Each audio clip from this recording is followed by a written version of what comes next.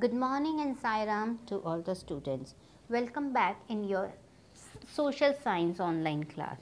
Today from our social science section, we are going to study one chapter from our geography book. And everybody knows that our geography book name is The Earth Our Habitat. So let's start our chapter number 6 of the geography, major landforms of the earth. Everybody knows about the landform. Landform basically the hard part of our earth. Land. What is land or what is earth? Earth consists of water and land.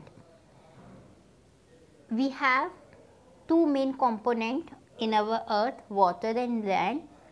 Also we have atmosphere in our earth. Now today in this chapter basically we are talking about the land. What is land? How the land form? What are the kinds of landforms we have? So land, everybody knows when you travel anywhere you can observe or you are observing that our surface of the earth is not same everywhere.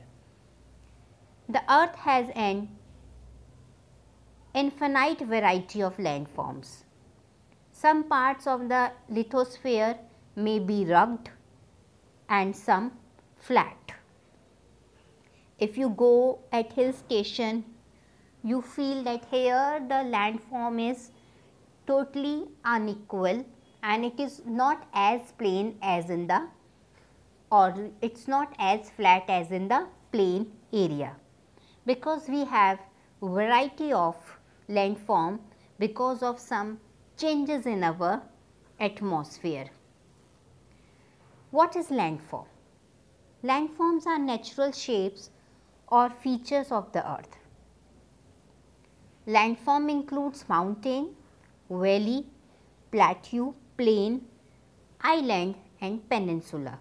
So basically these are some kinds of landform which we are going to study in this chapter. So one by one we will study about different type of mountains, how valley forms, what is plateau, plain, island and peninsula. So basically how the landform formed?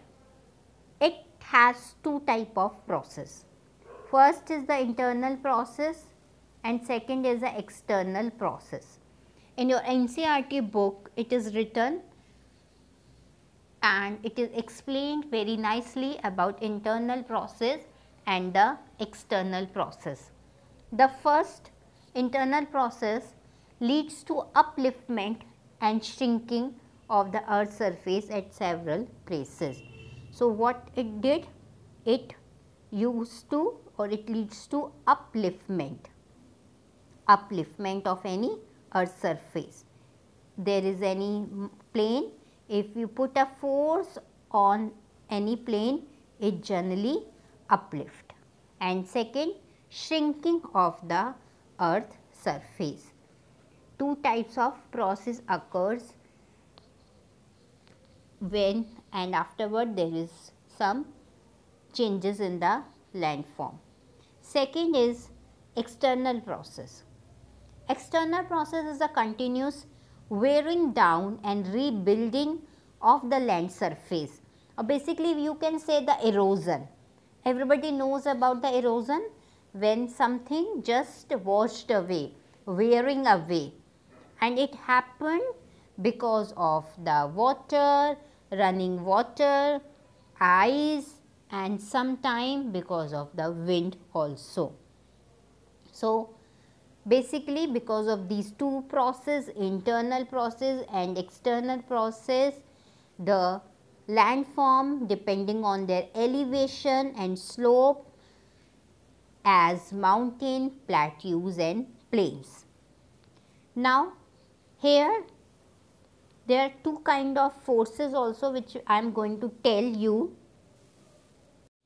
and these forces are endogenic force and exogenic force. Yes, it is not your NCERT topic, so just see it very carefully. Endogenic force and exogenic force. Now, in endogenic force, what happened? It occurs beneath the surface of the earth.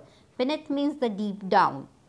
It causes natural deviation and the physical change in the earth's surface like earthquake, volcanoes, formation of mountain or valley. Now, these kind of question can also come. How the mountain and valleys form? Option endogenic force or exogenic. So, answer is the endogenic force. Now, the second is the exogenic force. It occurs above. Now, endogenic at the beneath and exogenic above the surface of the earth. It causes physical change in the earth's surface like sea, mushroom rocks, seashore, sand dunes, etc. So, these two forces also occur which form valley, mountains, change in earth surface, seashores, etc.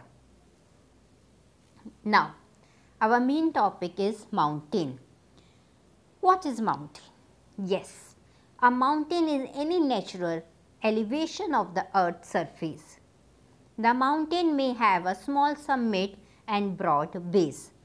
When I am talking about small summit, here I am talking about small summit and the broad base. So, generally a mountain is having a shape of a triangle, small summit and a broad base. It is considerably higher than a surrounding area. Some mountains are even higher than the clouds. So, a mountain is a large landform that rises above the surrounding land in the limited area, usually in the form of a peak. Some mountains occur in long chain called range, or there is another definition in your NCERT book. Mountains may be arranged in the line known as range, and the Himalayas, the Alps, the Andes are the example of ranges of Asia, our own continent. Some mountain peaks are permanently covered with snow. They are called snow caps or glacier, and we have very beautiful glaciers also. Hills are naturally raised area of the land that are lower than the mountain. Now, in this fourth point, you can see the difference between the hills and the mountain. Hills are not as big as mountains. Mountains are very big and huge. Hills are just a raised area of the land, and mountains are proper and they are very high in height. So, this is a small difference between hills and the mountains. Now, how mountains are formed? So, mountains can also form along the natural fault line. There are places in the earth crust where the tectonic plates grind against each other. Now, in our earth crust we have the tectonic plates.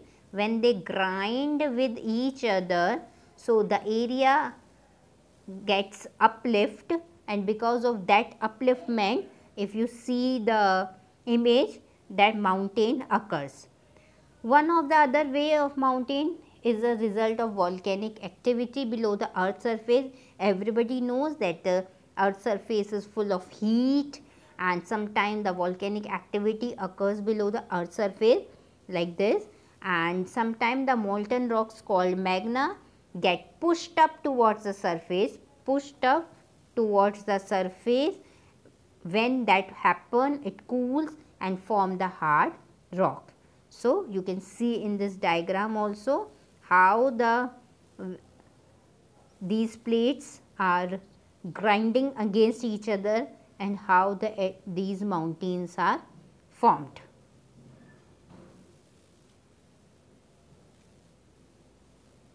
Now, types of mountain. Basically, in our NCERT book, we have fold mountain, block mountain, volcanic mountain. So, but broadly we have 4 types of mountain: fold mountain, block mountain, volcanic mountain and residual mountain.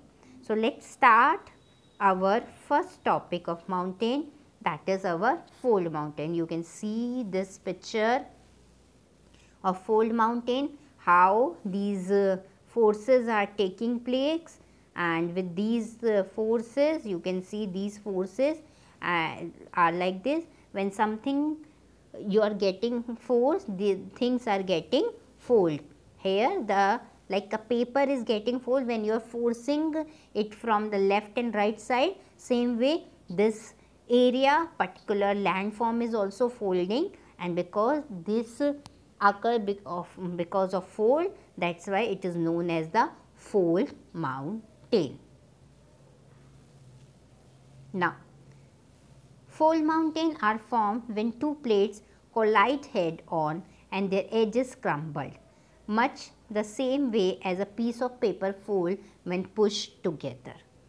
The upward fold are known as the anticline and the downward fold known as the cycline. Fold mountains are most common type of mountain. The world's largest mountain range are fold mountain.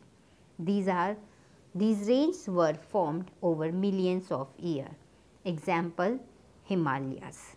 So, one of the best example of the fold mountain is Himalayas mountain. Even the Alps are the young fold mountain with rugged relief and high conical peaks. So, now you know the two examples of a fold mountain, Himalayas and the Alps. So, here we have some examples of the fold mountain. Himalayas and Alps are the very active or young fold mountain. The Himalayas stretch through the border of China, Bhutan, Nepal, India and Pakistan. Block mountains. Block mountains are also called a fault mountain or fault block mountain, since they are formed due to faulting as a result of tensile and the compressive force. Basically, such mountains are formed when crack or fault occur in the earth crust and the land between the cracks sink, leaving upstanding block on either side. So, what happened when there is a crack? If I'll show you with the small diagram. For example, this is the earth crust, and when there is a crack between the earth crust, so what happened? The land started shrinking, and because of that some area goes down and some area comes up like this.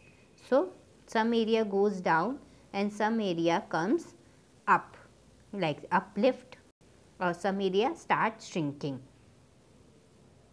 And because of this activity, this block mountain occurred. Now, the area which is going down by this is known as the Graben, and the area which is going upside, it is known as the host. It is given in your page number 41 of your NCERT book also. Draw this diagram in your notebook also. So, this is how the block mountain formed. Now, here some example of the block mountain. You can see how beautiful it is. And now one more picture of the block mountain. So, here two pictures of the block mountain. Now, the next is our volcanic mountains. A volcano is a mountain that has a crack or hole in the earth inside of it. A volcano is a type of mountain which is having lot of hot, or you can say magma inside that. Earth that allow hot lava, volcanic ash and gases to escape from the magma chamber below the surface. And because of this erosion, that volcanic mountain occur. Now, you can see in the picture lot of hot gases, magma is coming out from this volcanic mountain. And volcanic mountain is also you can say one of the type of mountain which is having lot of heat inside that, because of hot lava, volcanic ashes and different type of gases which comes out and because which wants to escape from the magma chamber and below the surface.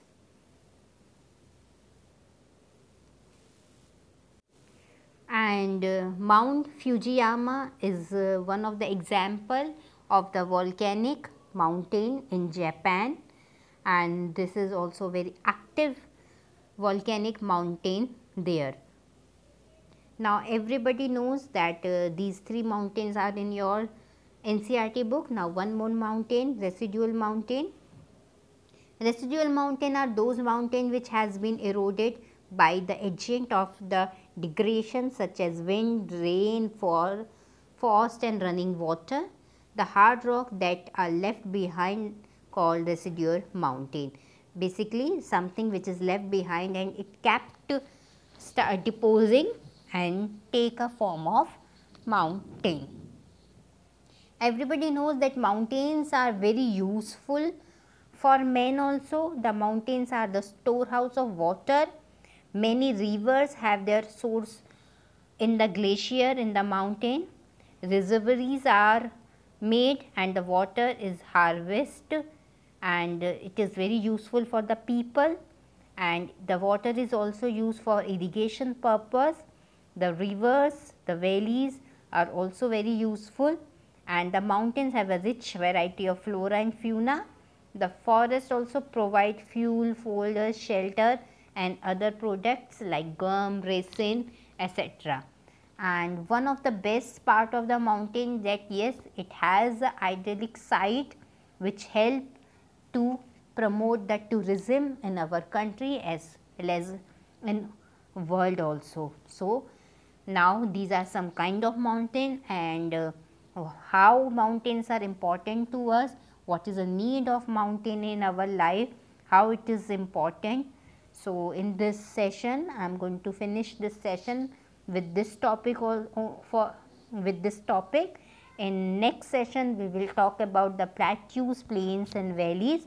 Meanwhile you read the chapter and try to find out the question yourself and also make small question after reading the chapter. So student, along with this video I am sending you one worksheet also which you have to submit online only. Sai Ram students.